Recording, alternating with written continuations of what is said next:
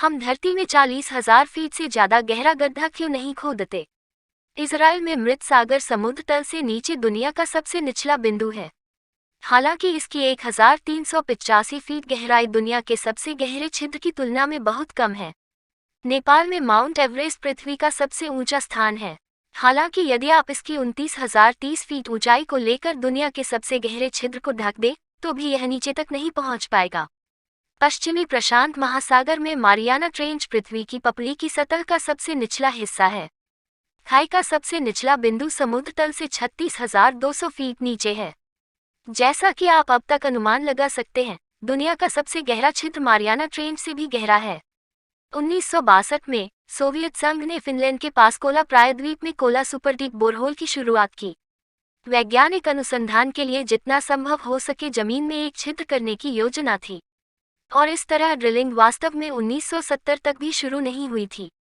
जब 9 इंच चौड़ा छिद्र लगभग 22,000 फीट 4.2 मील तक पहुंच गया तो वैज्ञानिक प्लवक के सूक्ष्म जीवाश्मों को पाकर चकित रह गए। इन स्तरों पर और उससे भी गहरे पानी की खोज भी की गई थी।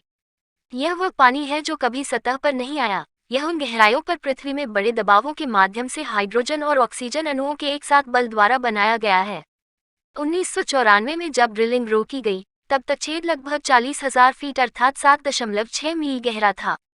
इस दूरी को कुछ पहलू प्रदान करने के लिए यदि कोई व्यक्ति छिद्र में एक पत्थर गिराता है तो उसे हवा का प्रतिरोध करते हुए नीचे तक टकराने में 50 सेकंड का समय लगेगा और इस तरह पत्थर प्रभाव में 1090 मील प्रति घंटे की यात्रा करेगा, जो ध्वनि की गति से तेज है, इसलिए यह वास्तव में एक ध्वनि उछाल पैदा करेगा। वास्तव में प्रभाव की ध्वनि को सतह पर वापस आने में अतिरिक्त 37 सेकंड का समय लगेगा, इसलिए जिस व्यक्ति ने पत्थर गिराया उसे 11/2 मिनट तक कुछ भी नहीं सुनाई देगा। तो 24 साल की ड्रिलिंग के बाद उन्होंने ड्रिलिंग क्यों बंद कर दी? जब यह पता चला है कि 40,000 फीट पर तापमान स्तर 356 डिग्री फ़ारेनहाइट 180 डिग्री सेल्सियस तक पहुंच गया है।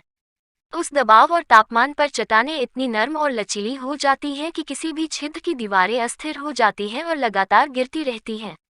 यह थोड़ा बहुत किसी मोटे दलिये से भरे बर्तन में एक गड्ढा करने की कोशिश करने जैसा है। इसलिए जब तक नई ड्रिलिंग तकनीक इस समस्या का समाधान नहीं कर लेती, तब तक वर्तमान गहराई यथावत रहने की संभावना है। यह वीडियो कैसा लगा कमेंट करके जरूर बताएं। अगर आप ऐसा वीडियो पसंद करते हैं तो चैनल को जरूर सब्सक्राइब करिए। तब तक लिए आप अपनी ख्याल रखिए। हम फिर दूसरे वीडियो में मिलते हैं। धन्यवाद।